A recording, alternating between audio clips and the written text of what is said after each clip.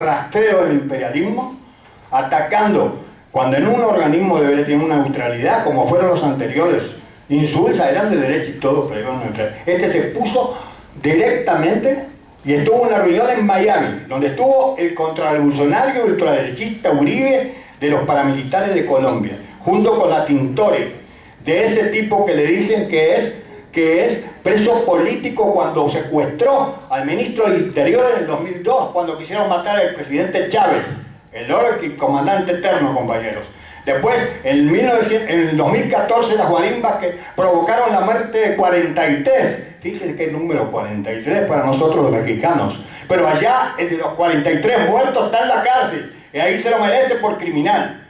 800 heridos, hospitales incendiados, edificios incendiados, y cuando le preguntan los periodistas gringos, ¿hasta cuándo va a terminar esto? Hasta que caiga Maduro. Si eso no fue una intención de golpe de Estado, ¿qué fue, compañeros? Tenemos que estar más unidos que nunca ahora contra Venezuela. Y es una vergüenza el gobierno mexicano entreguista y sumiso. Porque dar bien con Trump le va a, una espada de Damocles contra Venezuela. Fue una vergüenza la intervención del delegado de Alba, no sé cómo le llama ese pelón. Pelón igual que yo, pero no usa gorra. Es una vergüenza la actitud de México, con tal de quedar, de México no, del gobierno mexicano, con respeto a todos los compañeros mexicanos. La lucha acá sigue y la lucha a favor de Venezuela. Aquí está el compañero Oscar Upey, el encargado político de la Embajada de Venezuela, que nos tenemos que dar el apoyo máximo, compañero. Un aplauso para Venezuela a través de su compañero.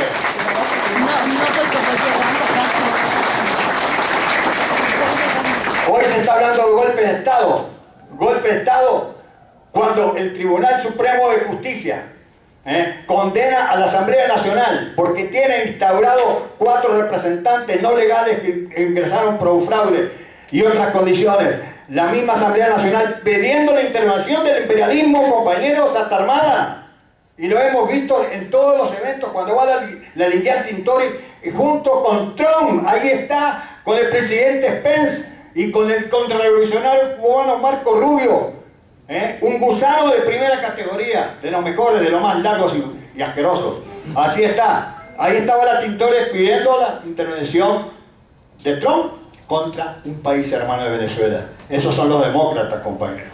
Tenemos que estar juntos con Venezuela ahora, compañeros. Nosotros aquí están compañeros de la Coordinadora de Venezuela, están compañeros de Frente para la Victoria de Argentina, están compañeros del Movimiento de Solidaridad con Cuba. Estos movimientos de solidaridad, compañeros, le pedimos el apoyo concentrado ahora para defender la revolución bolivariana. Defender la revolución bolivariana es defender la patria de México y la patria grande que soñó Bolívar. Y nuestra América, como dijo Martí.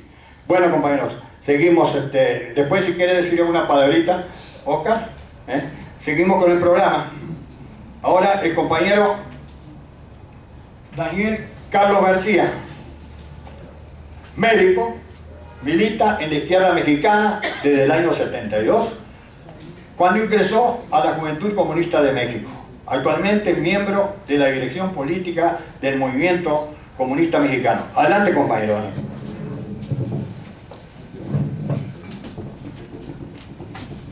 Buenas tardes a todos y todas. A mí me es grato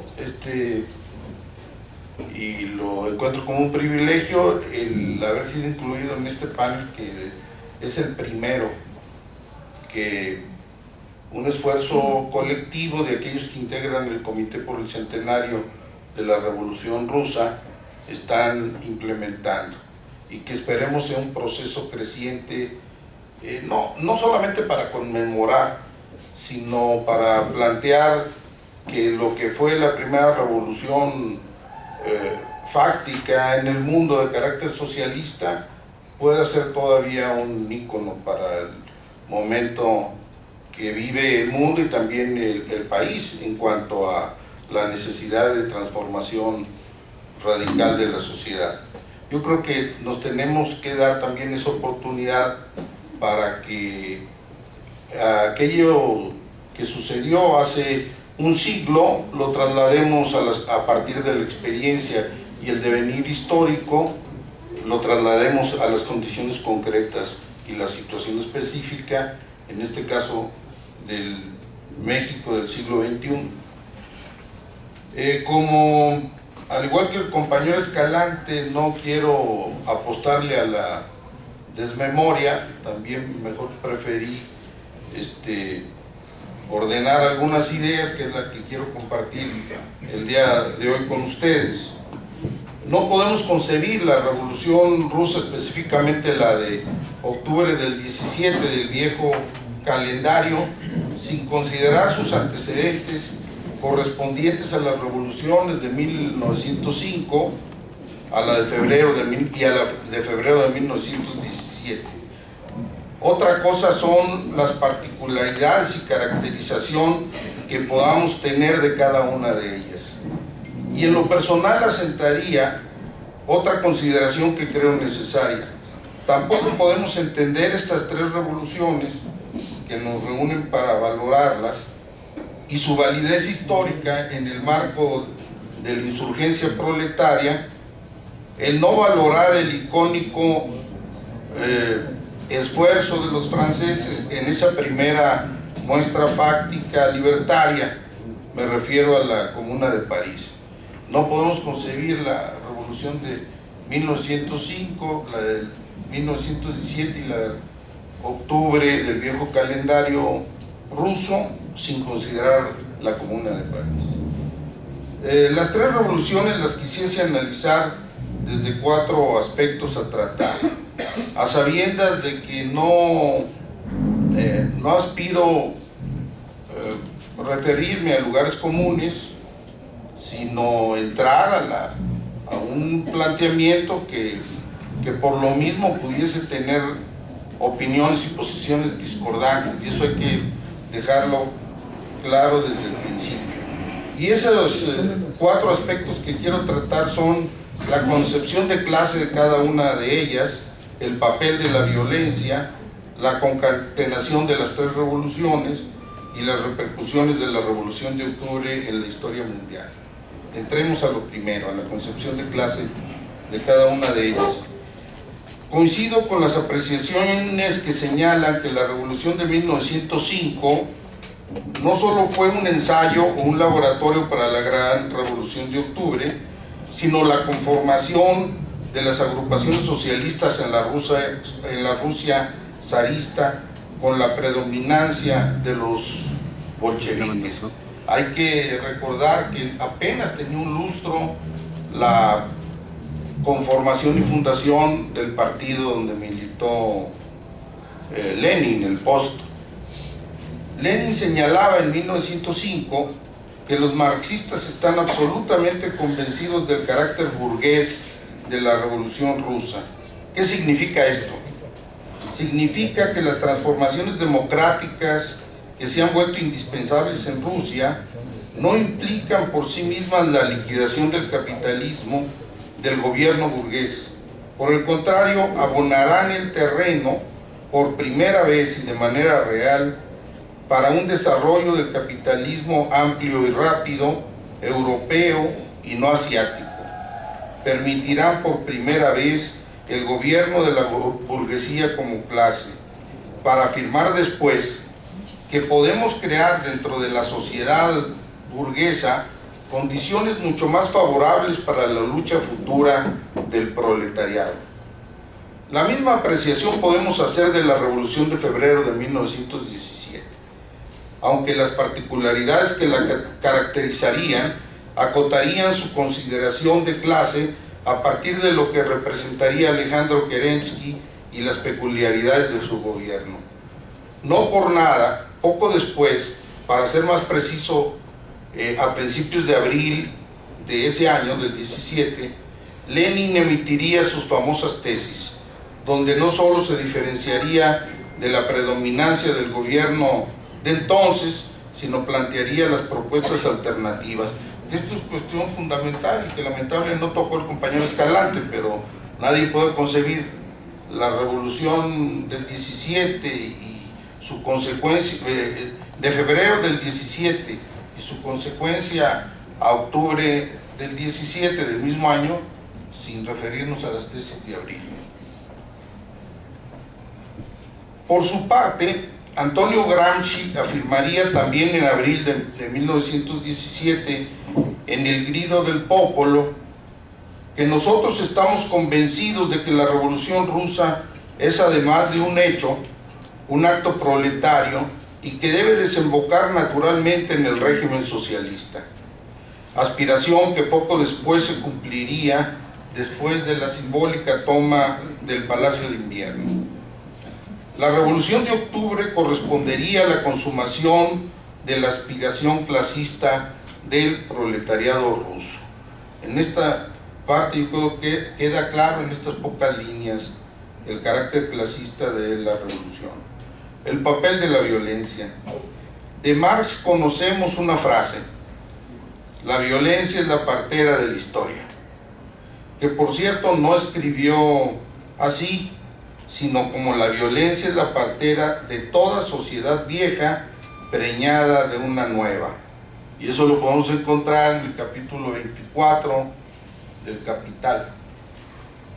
Federico Engels también trata el tema de manera coincidente en el Anti-Düring.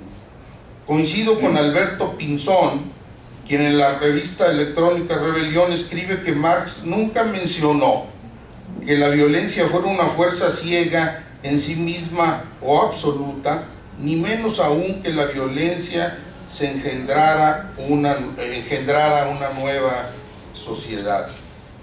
Manejarnos con rigidez interpretativa del dicho de Marx nos ha llevado a lo largo de la historia a considerar a la violencia como una salida necesaria e incluso obligada para cualquier transformación radical de la sociedad. Quizá esta parte es discordante de lo que nos acaba de plantear el compañero Escalante. Incluso los detractores desde el campo de la izquierda del proceso chileno, que llevó al gobierno a la Unidad Popular encabezada por Salvador Allende, criticaron la posibilidad de transformar a cualquier país a partir de procesos pacíficos, en este caso electorales, precisamente con esa experiencia truncada con el golpe militar de septiembre de 1973.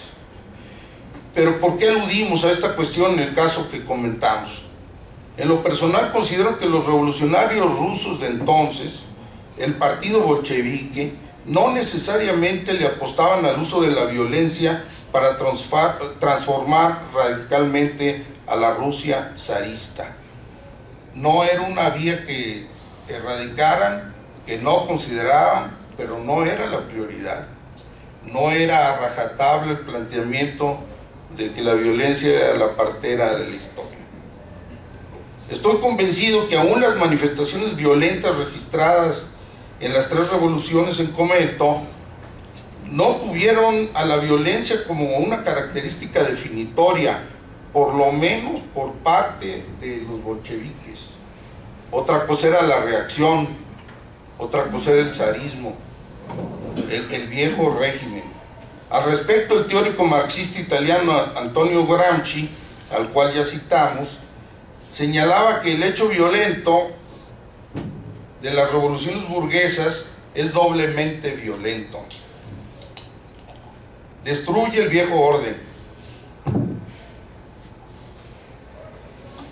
impone el nuevo orden. La burguesía impone su fuerza y sus ideas no solo a la casta anteriormente dominante, sino también al pueblo al que se dispone a dominar. Es un régimen autoritario que sustituye a otro régimen autoritario. Nos estamos refiriendo al burgués, no al proletario. En cambio, prosigue Gramsci, la revolución rusa ha destruido al autoritarismo y lo ha sustituido por el sufragio universal, extendiéndolo también a las mujeres. Y aquí quiero subrayar esta cuestión porque siempre se nos acusó en el pasado de que no había una posición a favor de la igualdad con respecto a las mujeres, y eso no es cierto. Si uno revisa plenamente los textos marxistas y luego a Lenin, podemos encontrar una enorme sensibilidad en torno a la participación de la mujer. Y no es casual que también haya habido en este sentido importantes cuadros femeninos dirigentes en el movimiento, en el movimiento revolucionario que concluyó con la toma del Palacio de Invierno, entre ellas la propia compañera de Lenin, Krupskaya, ¿no?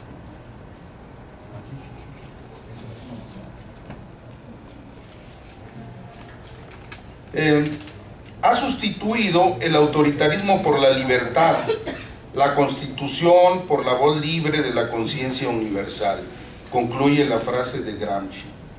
Aún los elementos diferenciales de una con otra, las tres revoluciones en comento tuvieron esta característica, donde la consideración de la violencia fue un recurso más, pero no el eje, lo cual, sobre todo para la Revolución de Octubre, define una particularidad pobremente considerada, sobre todo por las acciones posteriores para mantener incólume el nuevo régimen, sobre todo por los resabios del zarismo que se fueron a la contrarrevolución. La concatenación entre las tres revoluciones. No podemos desvincular a ninguna de las tres revoluciones, aunque cada una tenga sus particularidades propias. A partir de las especificaciones del momento histórico, aún las diferencias cortas de tiempo que hay entre una y las otras. En este sentido hay puntos comunes. A, la Rusia era un país sumamente extenso, con más de 140 millones de habitantes por ese entonces. B, el zarismo absolutista era su régimen político con predominancia autoritaria, con hegemonía de la nobleza, donde muchos de sus integrantes eran grandes terratenientes. C, no obstante la formalización de la conclusión de la servidumbre dictada en 1861, de lo cual mucho escribiría León Tolstoy, el campesinado era el sector más grande del imperio ruso. Se mantenía en la más completa explotación y miseria. La industria era incipiente y el proletariado era naciente y concentrado en las grandes ciudades, sobre todo San Petersburgo. Como señalábamos, en la izquierda internacional por entonces persistían en la Rusia zarista las condiciones objetivas para la revolución, y las subjetivas, dígase la vanguardia revolucionaria, fue conformándose y consolidándose hasta que se encontró en su clímax en octubre de 1917. ¿Qué quiero señalar con esto? Que no había una madurez suficiente en 1905 como para poder pensar que las condiciones subjetivas y objetivas estaban a la par como para concluir en un proceso revolucionario. No fue casual entonces por qué se dan así estos procesos y las tres revoluciones que nos reúnen el día de hoy para el análisis. Valdría la pena también señalar las particularidades de cada una de las revoluciones. La revolución de 1905. Más allá de las particularidades comunes descritas, el año previo a la revolución de 1905 se registró una crisis económica que provocó enorme descontento y agitación social. Estallaron huelgas, sobre todo en San Petersburgo. Se sublevaron los marinos de Odessa, siendo reprimidos ambos por la policía zarista. Lo primero produjo lo que se conoció como el Domingo Sangriento, y lo segundo fue retratado espléndidamente en la película de Eisenstein, El acorazado Potemkin. Fue un año convulso, me estoy refiriendo a 1905, considerando que la represión del Domingo Sangriento fue en enero de 1905, que obligó al zar a adoptar medidas de apertura que se conocieron meses después, porque esto duró en proceso de desarrollo y incubación casi todo 1905, y se conoció como el Manifiesto de Octubre, donde se especificaron las medidas zaristas en respuesta a la movilización popular y el pueblo en lucha, y que consistieron en la apertura de libertades civiles, la instauración del régimen representativo expresado en la Duma, la cual tuvo hasta febrero de 1917 4 etapas. Atendió con distintos resultados la situación y cambio de la política en el campo ruso, con la oposición manifiesta y veto de parte del zar. ¿Qué quiere decir? Que aún habiendo presumiblemente dado muestras de apertura, evidentemente estaban en contra de su propia decisión, no tenía otra en un momento determinado. También a ello se suma la reforma electoral, que siempre trató con éxito de mantener la hegemonía conservadora. En este caso el viejo régimen, el zarismo, a través de los sectores conservadores que se manifestaban en la Duma, más allá de los diputados provenientes de las distintas corrientes que en ese entonces podemos considerar como de izquierda. No solamente los bolcheviques y los mencheviques, sino otros sectores más radicalizados incluso. Pero la explotación del pueblo ruso persistió, así como la miseria, con lo cual siguió fortaleciéndose el movimiento de masas, sobre todo el naciente proletariado, pero también la represión política a movimientos y dirigentes. Revolución de febrero de 1917. En consecuencia de todo lo antes dicho, el 23 de febrero de 1917 estalla la huelga general en San Petersburgo, se reorganizó el Soviet en dicha ciudad con la participación de todas las corrientes de izquierda que por entonces operaban. Yo no soy trotskista, pero aquí hay que reconocer que eso lo reorganizó Trotsky, el Soviet de Petrogrado. El movimiento puso en crisis al zarismo, provocando que Nicolás II abdicara. Primeramente se forma un gobierno provisional a cargo del príncipe Lvov, y después asumiría el gobierno provisional Alejandro Kerensky, al que ya citamos antes. Corresponde a un logro del movimiento revolucionario, pero con un resultado y gobierno de corte reformista y pequeño burgués. Habría que darle entonces un sesgo radical y transformador. Es lo que Lenin precisa en sus famosas tesis de abril. Y yo diría, no habría Revolución de Octubre sin las tesis de abril.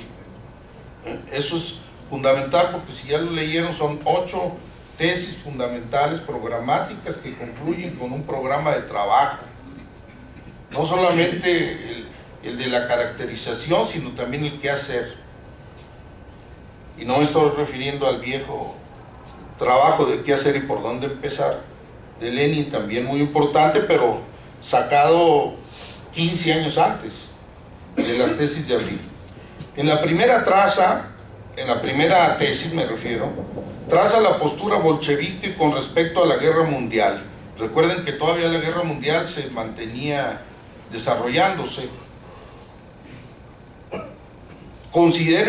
La cual considera imperialista y de rapiña, de lo cual mencionaba que en virtud del carácter capitalista de este gobierno, se refiere al provisional de Kerensky, es intolerable la más pequeña concesión al defensismo revolucionario.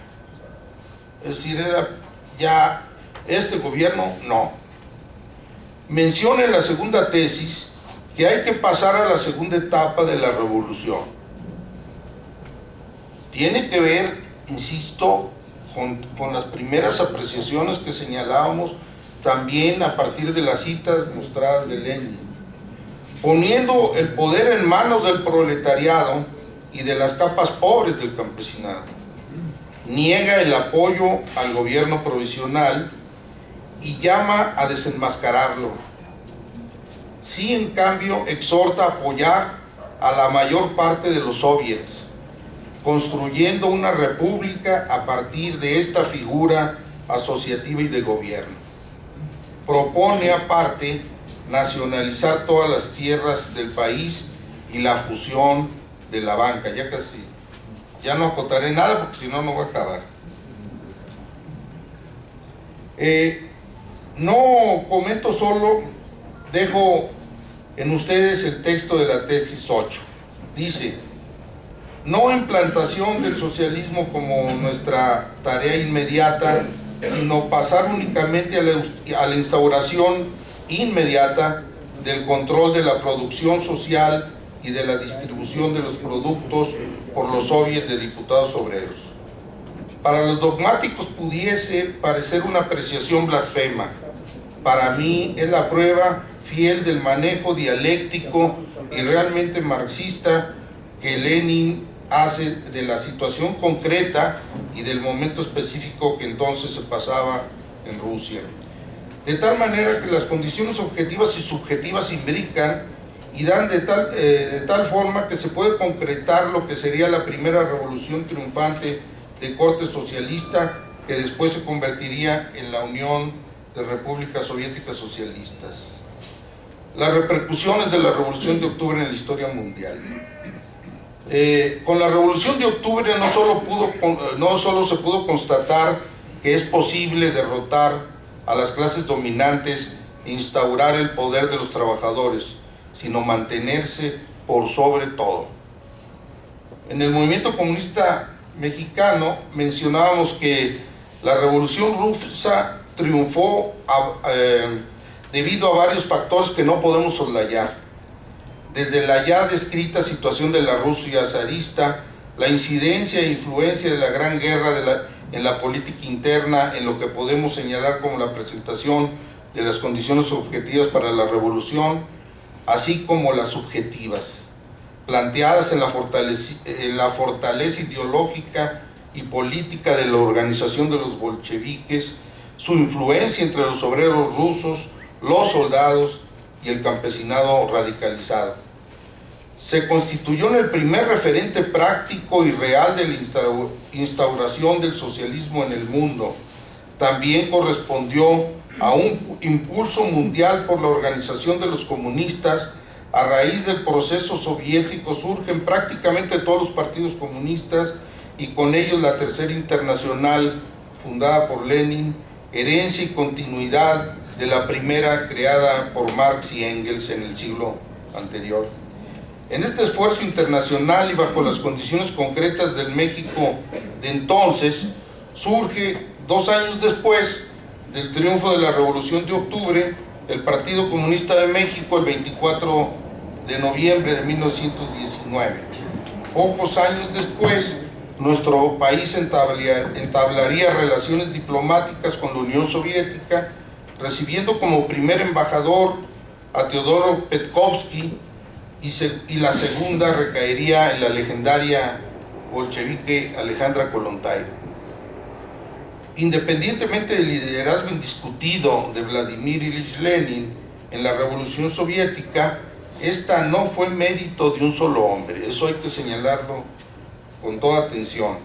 Una generación de luchadores y luchadoras se sumó al esfuerzo colectivo de transformación social y de elaboración teórica. Sesgó el proceso, lamentablemente, la prematura muerte de Lenin en 1924. No fue entonces un proceso lineal, unívoco, terso. Al contrario, correspondió a que, sin perder el eje clasista y revolucionario de defensa de la aspiración socialista, fuera un proceso sinuoso, con virtudes y defectos, pero con un balance que al final tiene que ser y es enteramente positivo. Muchas gracias.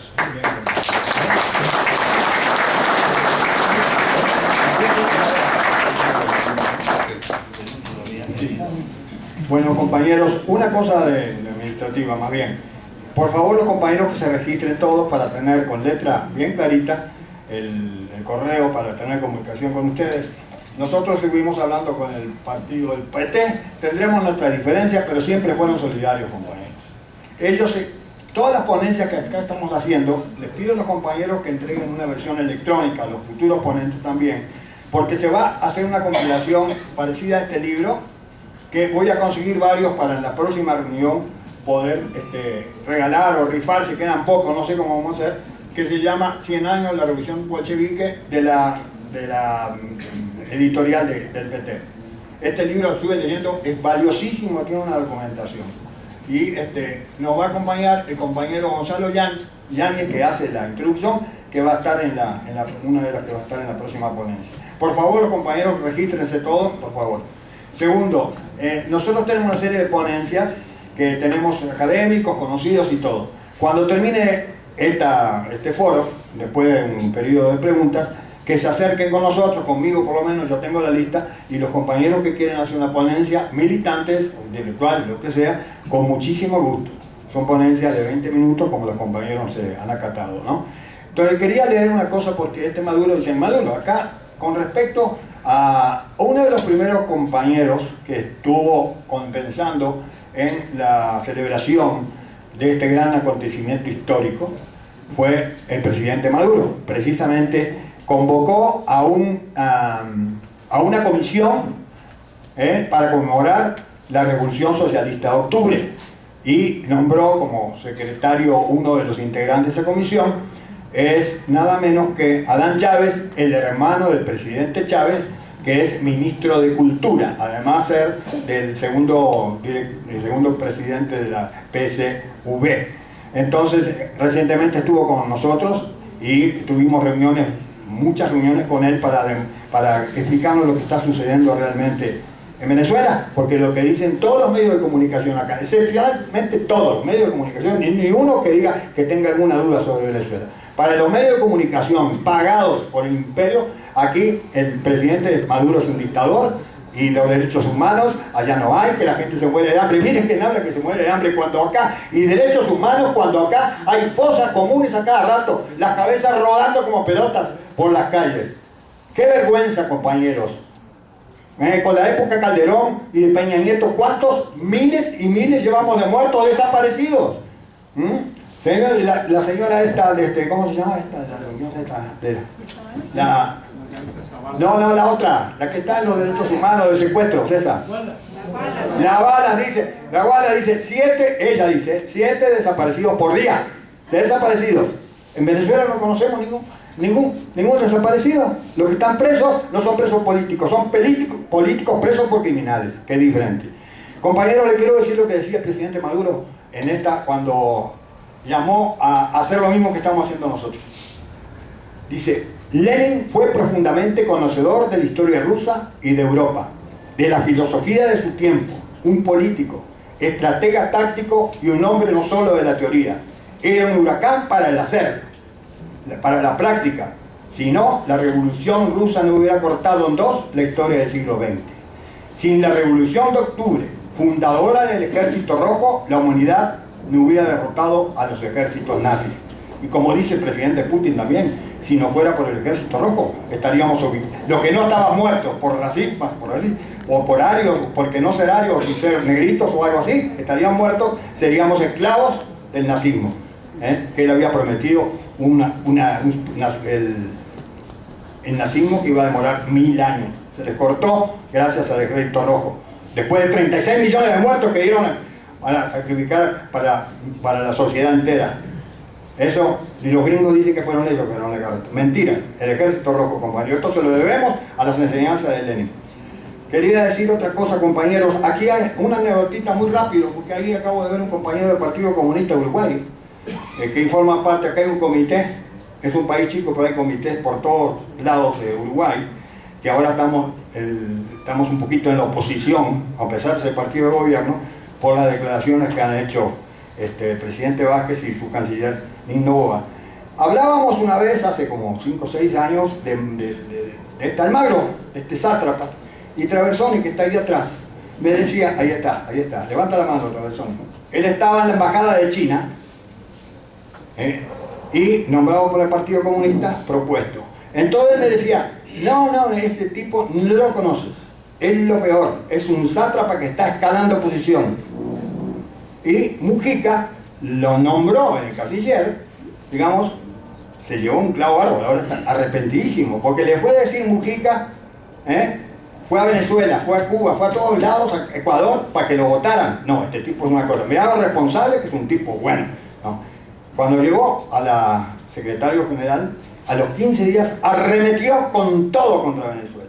Y no solamente contra Venezuela, contra todos los países progresistas. Pero no dijo nada de golpe de Estado parlamentario en Brasil. Ni una palabra. Y no dice nada de Milagro Salas, que está presa en Argentina. A eso no le interesan los derechos humanos. No dice nada de las muertes que hay en México, ni una palabrita. Y hoy, compañeros, el Almagro está en este suelo. Está en este suelo hoy, compañeros. Citado por el Monterrey. Ese Monterrey, como el Tecnológico de Monterrey, que fue a dar una cátedra a la juventud latinoamericana. Cuando, qué casualidad, en ese Monterrey están los que se llaman estos, ¿cómo se llaman? Caramba, estos que están matando, salieron en todas las televisiones, están matando, entran los antros. Los celtas. No, los celtas no, los clientes. Los priistas. No, priistas no. Los priistas, con el nombre que sea, los priistas. Los centinelas. Eso. No complique la vida. Me equivoqué. Bueno, entonces, compañeros, quiero decir esto. Son Priistas. Bueno, entonces vamos, sin más trámite, de estos comerciales que hemos hecho, si están anécdotas. Vamos a presentar al compañero Armando Martínez Verdugo. Los centinelas son, se llaman, ¿no? Algo así. Armando nació en Sinaloa, miembro del Partido Comunista Mexicano del año 60. Todavía te ves joven, ¿eh? Soy joven. Miembro de la dirección del PCM, precisamente desde el 66. Organizador de brigadas obreras en apoyo al movimiento estudiantil del 68. Responsable del trabajo revolucionario de la Universidad Autónoma de Puebla, del 71 al 73. Fue capturado, fue preso por la policía del estado de Puebla en el 73 y liberado por el movimiento estudiantil de la UAP. Fundador y miembro del núcleo central provisional de la organización revolucionaria Rumbo Proletario y redactor del periódico de esa organización. Compañero Armando, tienes la palabra.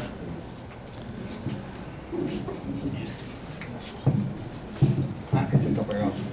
¿Cómo ves que está prendido? No, pero mejor es de izquierda, somos todos de izquierda. Yo parto de que lo que estamos aquí tenemos clara la trascendencia, el papel histórico tan fundamental de estas revoluciones. Por lo tanto, no voy a repetir eso, sino que directamente voy a referirme a lo que considero elementos fundamentales para nuestro trabajo, sobre todo. En primer lugar, me parece necesario destacar la gran actividad, el trabajo tan importante que llevaron a cabo los bolcheviques y de manera especial Lenin, hay que resaltarlo, un equipo sí, pero de manera especial Lenin, ¿sí? Porque el enemigo al que se enfrentaron no fue cualquier enemigo.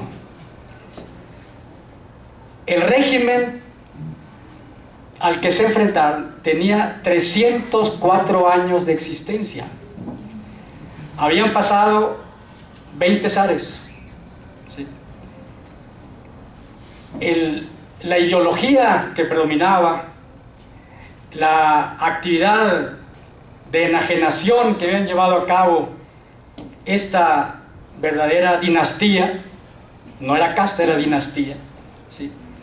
Era muy fuerte, era realmente de una veneración sagrada hacia el poder, veneración sagrada. El padrecito zar, la Santa Rusia, ¿sí? Que naturalmente no resultaba fácil transgredir, cambiar. Esto revela la gran actividad, sobre todo ideológica, la gran importancia que tuvo el trabajo, la elaboración teórico-política, sobre todo de Lenin. Eso es indiscutible, indiscutible. ¿Sí? Esta dinastía era realmente la dinastía de los Romanov, que sustituyó a otra dinastía, la Raríquidas,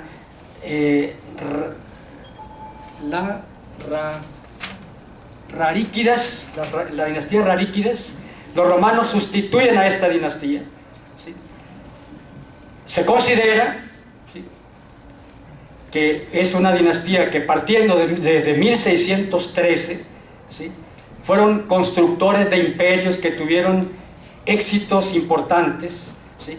Fíjense bien, se calcula que el imperio ruso fue aumentando 142 metros cuadrados cada día desde que 1613 los romanos toman el poder. Es decir, casi 52.000 kilómetros cuadrados al año. Es decir, era un imperio, pero lo que se llama de una gran fortaleza. Este imperio, esta dinastía, estructuró su poder sobre la base de esa ideología, de ese control en el que se hacía aparecer, se presentaba como de Dios, como que el poder le había venido de Dios. Todos los monarcas dicen eso, pero en especial los zares habían conseguido introyectar de una manera profunda esta creencia en el pueblo, y naturalmente para revertir, para subvertir este pensamiento, había que realmente llevar a cabo un trabajo descomunal desde el punto de vista ideológico. ¿Sí? Este poder ideológico se basaba sobre todo en un ejército, ¿sí?, constituido en su oficialidad básicamente por sectores de los terratenientes, de la nobleza, dijéramos, ¿sí?, en donde no cabía ningún representante en ese momento, ni siquiera de la burguesía, ¿sí?, ni siquiera. Eso después son sustituidos cuando la derrota en la guerra ruso-japonesa, la oficialidad vieja es derrotada, es aniquilada prácticamente, y solo entonces en la oficialidad del ejército entra gente joven, burguesa, pequeño burguesa, etc., ¿no? Pero básicamente fue un ejército, dijéramos, sumamente activo en la defensa del régimen. El segundo elemento del mecanismo de dominio del poder era efectivamente la nobleza, ¿sí? La nobleza era un estamento, no casta, sino un estamento,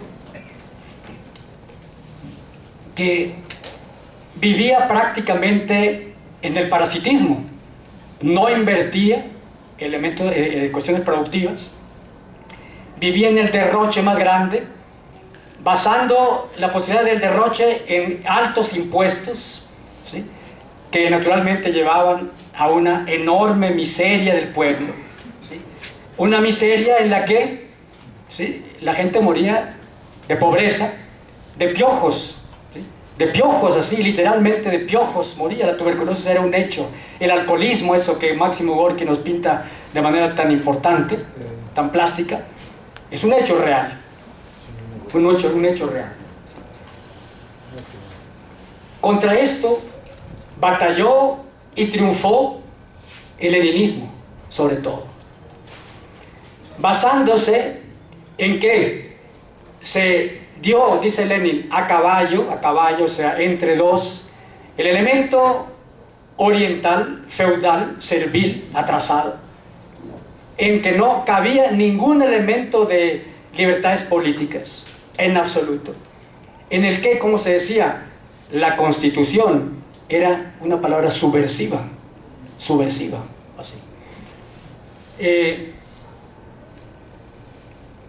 Esto, dijéramos, ¿sí?, se unió a un desarrollo material objetivo, en el que el capitalismo, por una parte, empezó a desarrollarse de una manera sumamente concentrada.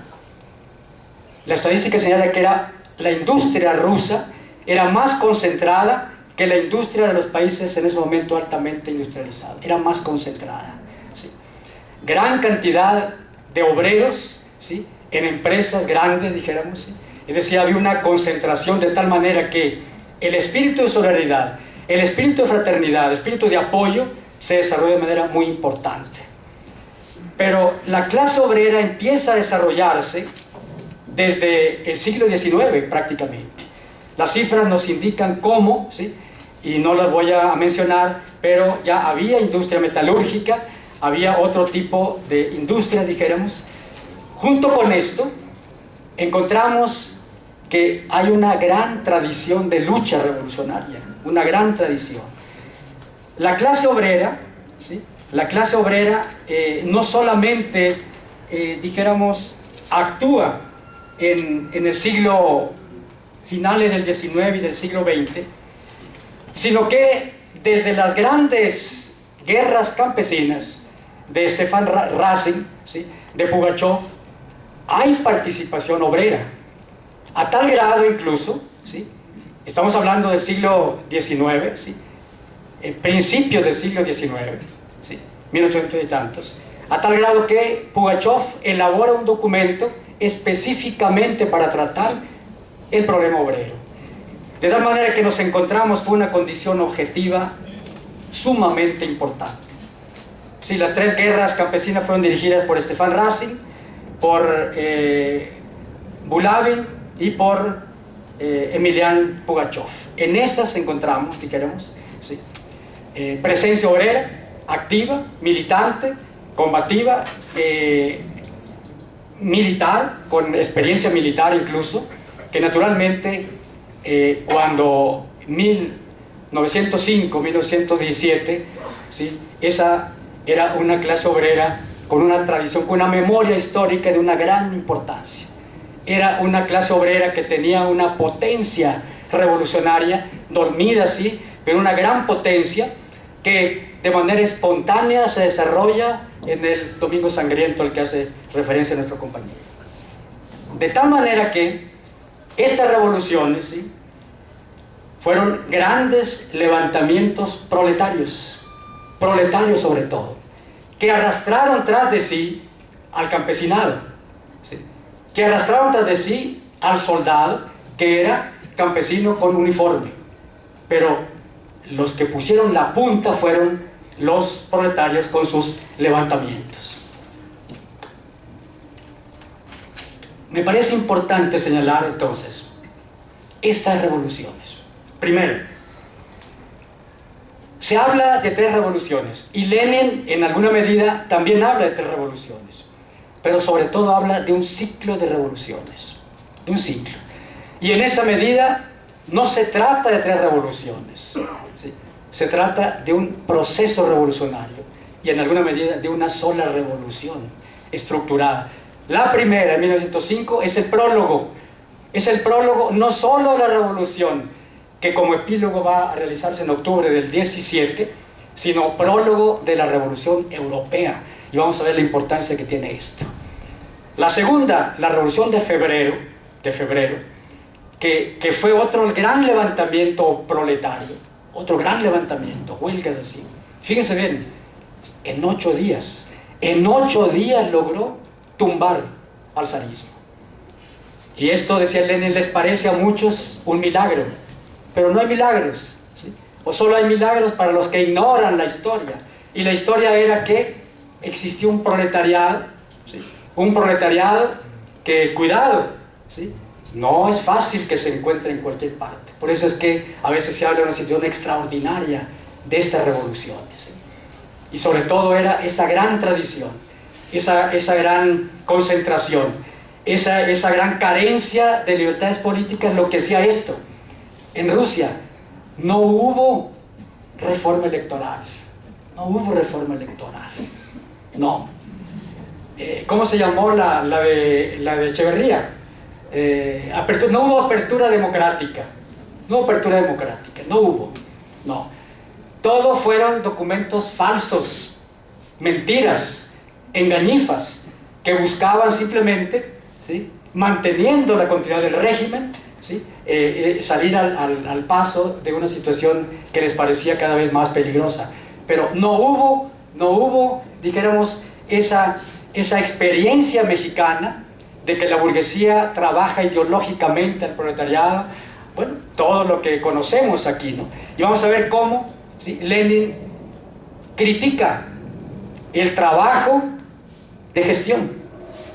Lenin critica a aquellos que bajan proyectos productivos del gobierno. ¿Sí? Lenin critica a aquellos que, a nombre de que, pues es que no nos entienden, por lo tanto tenemos que darles algo, eso lo critica, lo llama política tradeunionista. Y dice, los que hacen eso expresa la conciencia burguesa de los trabajadores. Entonces, una sola revolución, un ciclo. Y a la segunda revolución de febrero le llama primera etapa, ¿sí? Y a la de 17 de octubre ya le llama revolución socialista, dijeron. No nos vamos a pelear sobre esto. 3 revoluciones, un ciclo de revoluciones, una sola revolución en distintos momentos. El caso es que las revoluciones fueron eminentemente proletarias y basadas sobre todo en el trabajo de los bolcheviques, ¿sí? Y específicamente en el trabajo de Vladimir Ilich Ulyanov Lenin. Para Lenin entonces, y aquí entro en el sentido no anecdótico, sino lo que me interesa, los aspectos fundamentales, se preocupó enormemente por el problema de caracterizar la revolución. ¿Sí? Estamos, dice Lenin, en un momento reconociendo que hay momentos en que los problemas se resuelven por reformas. Dice él, hay momentos en que los problemas fundamentales, de manera verdadera, radical y irreversible, solo se resuelven por revolución. Y en esos momentos estamos nosotros los rusos, dijo él. Desde ese momento se dedicó a analizar la revolución y en cada momento produjo grandes obras como 2 tácticas de la socialdemocracia en la revolución democrática. Y Lenin no tenía 2 líneas, no solo una. Se refería a 2 tácticas, la menchevique y la bolchevique, pero para él era una sola línea y nada de que 2 líneas, dijeron. ¿Qué decía Lenin con respecto a la revolución? Dice, la revolución es una revolución posible y necesaria, por un lado, y es al mismo tiempo una revolución construida, por otro lado.